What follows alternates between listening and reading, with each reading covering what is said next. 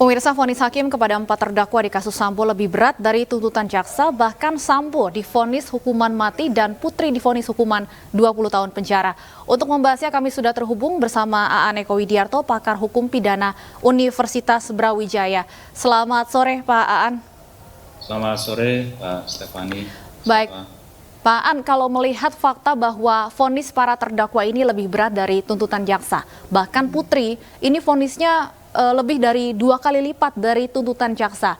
Apakah ini seharusnya menjadi sebuah evaluasi bagi JPU dalam arti apakah kemudian artinya ada fakta persidangan yang terlewatkan atau Anda melihatnya seperti apa? Ya, saya melihat majelis hakim melalui ratio decidendi atau pertimbangan hukum yang dimuat dalam putusan itu membalikkan keyakinan atas fakta-fakta yang ada. Saya melihat pertama intensitas niat jahatnya yang ingin dikonstruksikan oleh hakim atau yang sudah dikonstruksikan oleh hakim dalam putusan itu, pertama adalah Verdi Sambo sebagai intelektual dadernya atau pelaku intelektual.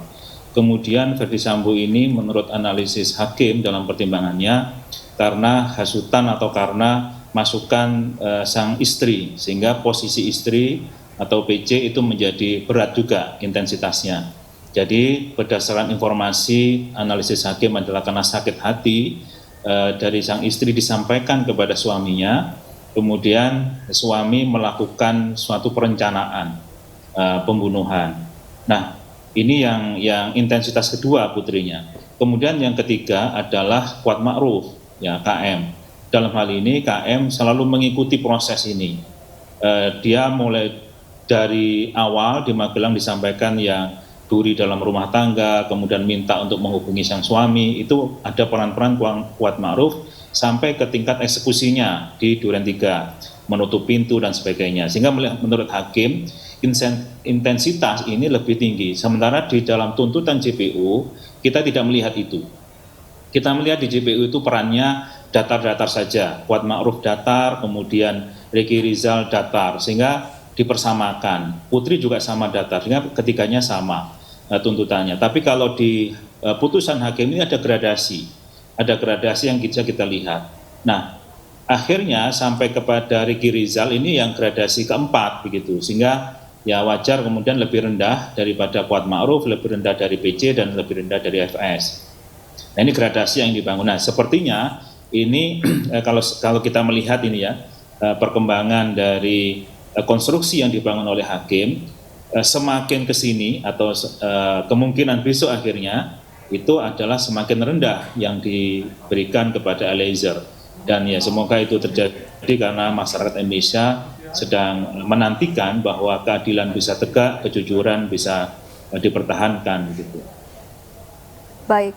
Pak Aan, ini banyak yang masih bingung terkait peraturan hukuman mati pasca disahkannya KUHP baru. Karena di dalam KUHP baru ini setiap terpidana mati bisa menjalankan masa percobaan selama 10 tahun dan jika berkelakuan baik bisa batal dieksekusi. Apakah hal itu benar-benar bisa diterapkan terhadap Verdi Sambo?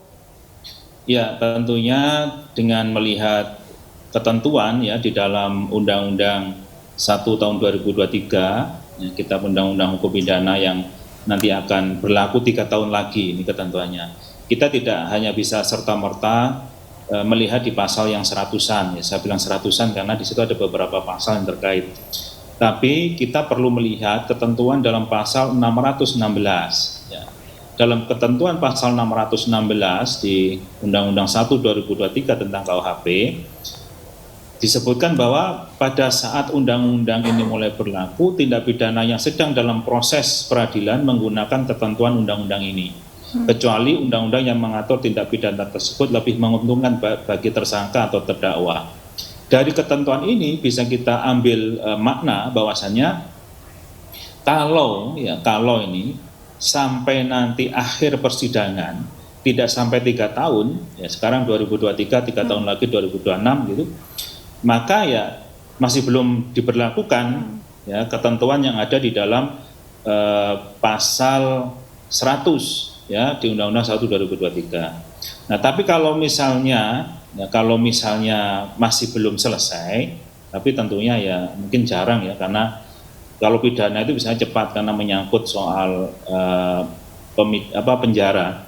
Maka dari itu kalau estimasi saya ini masih belum bisa efektif diberlakukan dalam masalah ini atau dalam kasus ini. Nah ini untuk pemberlakuan ya, sanksi pidana seumur hidup itu, mati. Baik. Nah terkait dengan mati itu sendiri kalau seandainya juga berlaku, sebenarnya pemahamannya juga tidak seperti itu ya. Jadi pemahaman yang ada ini kita bicara 1/2023. Memang benar pidana mati menjadi pidana alternatif ya. Selalu, bahkan bahasanya selalu ya, selalu dikenakan sebagai alternatif. Artinya ditekankan bahwa tidak terjadi adanya pidana mati kecuali memang secara khusus ada kejadian yang itu sangat intensitasnya sangat tinggi. Itu pesan yang atau politik hukum yang disampaikan. Nah, kalau sampai dengan 10 tahun dievaluasi ya, 10 tahun dievaluasi dan ternyata kelakuannya baik ya. Nah, memang tidak serta-merta kemudian dengan surat keterangan kelakuan baik bisa tidak jadi hukuman mati, tidak. Tapi itu harus dilaksanakan sesuai dengan ketentuan, harus ada kepresnya. Ya. Kemudian atas pertimbangan dari Mahkamah Agung juga.